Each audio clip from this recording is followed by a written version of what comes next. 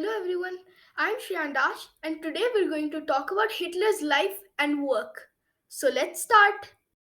Adolf Hitler was an Austrian born German politician who was the dictator of Nazi Germany from 1933 until his suicide in 1945.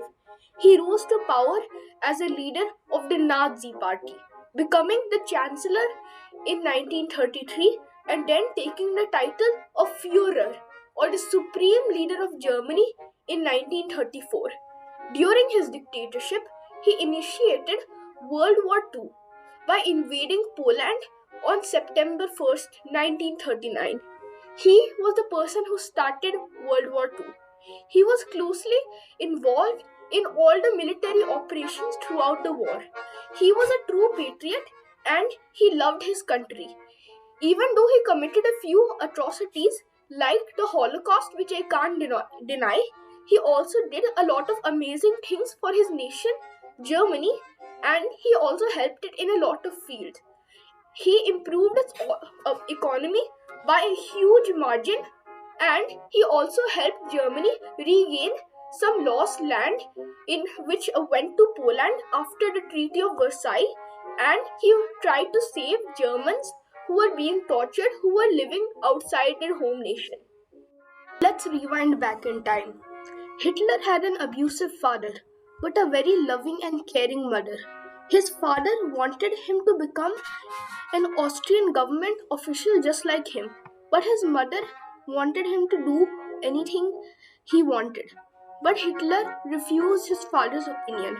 Hitler hated Austria, and him and his friends were very rebellious. They used German national symbols instead of the Austrian ones, and they wanted a unified German nation. Hitler was also somewhat of an anti Semite since he was young, but that was a common sentiment at the time shared by almost all of Europe. Hitler dropped out of high school to pursue an art career. Hitler couldn't crack the art school's exams because he could only paint buildings. They advised him to become an architect, but that wasn't possible because he was a dropout. He then shifted to Munich and sold postcards on the streets while living across homeless shelters. Hitler joined the German military in 1914 when he found out World War I is happening. He finally gained a fixed salary and wasn't homeless anymore. Unlike most people, he enlisted into the military because he wanted to, not because he needed to. He was anyways not allowed to join the Reichswehr because he was an Austrian. He just wanted to serve his country because he was crazy patriotic. In 1918, Germany lost World War I and had to suffer from a harsh treaty, the Treaty of Versailles. It lost a lot of its German populated land to Poland, which the Polish government ethnically cleansed. It lost some land to France, which they ethnically cleansed. It lost a little to Denmark, which wasn't really subject to any genocide, but I think you get my point. Many Germans living outside the nation, either after or before World War I, were heavily tortured. Germany also had so much debt that it would be a miracle for an ordinary citizen to even get 50 marks to survive on for a month. Hitler, as an advisor, had to send the military intel about dangerous communist political parties which could cause a problem for Germany. Once in 1920, he was instructed to infiltrate the meeting of the German Workers' Party, DAP as its German abbreviation. He found out it was instead a far right fascist party, which he personally agreed to. His superiors instructed him to join the party. Then he quit from his military advisor job. It was an extremely small party which no one really knew about. All the far rightists were voting for either the DNVP or the DVP. But that would all change. Hitler was one of the world's greatest orators. He could talk about literally anything and make it seem emotional, and also just hide a little bit of propaganda throughout the speech to make it more convincing. He was made the leader of the Nazi party. he still didn't get that many votes.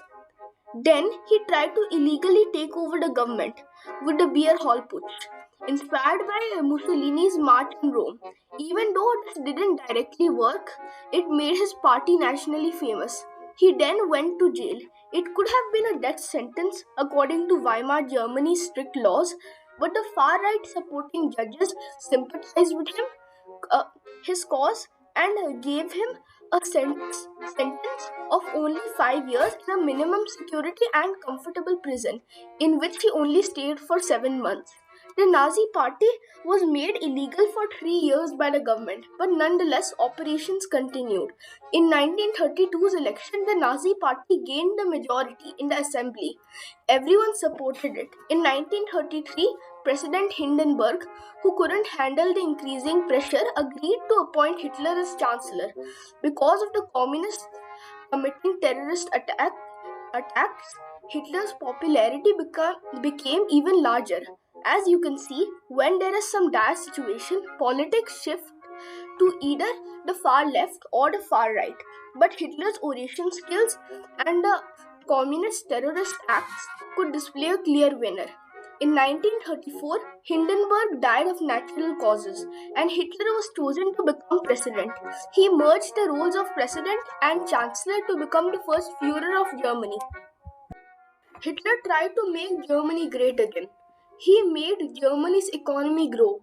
He increased the military against the wishes of the Allies and he invaded nearby lands. He first took the Sudeten from Czechoslovakia, the Memel from Lithuania, and Anschluss the entirety of Austria. These all were German majority places, so the people didn't feel bad. He then tried to invade Poland. The Allies kept on giving him more and more chances without war, but he kept on invading. When he invaded Poland in 1939, Britain and France couldn't take it anymore, so they chose war. The Soviet Union, even though an ideological enemy, also helped to invade Poland. Germany first successfully invaded France. Italy joined the Germans. Germany then invaded the Balkans and basically cleared out Europe. Then it betrayed the Soviet Union. It took almost all of European Russia with an exception of Moscow and Stalingrad.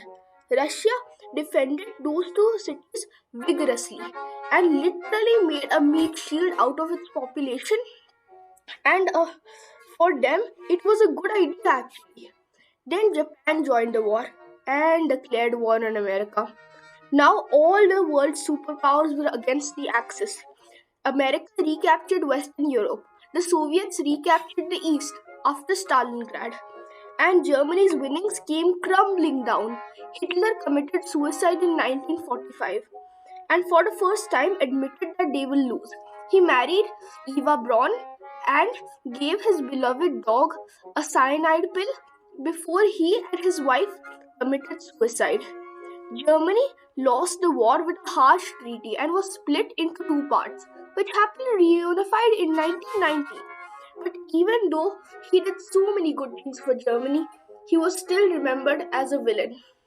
I idolize him not for his genocidal beliefs, but for his patriotism, a love for his nation, and true asli Desh Bhakti.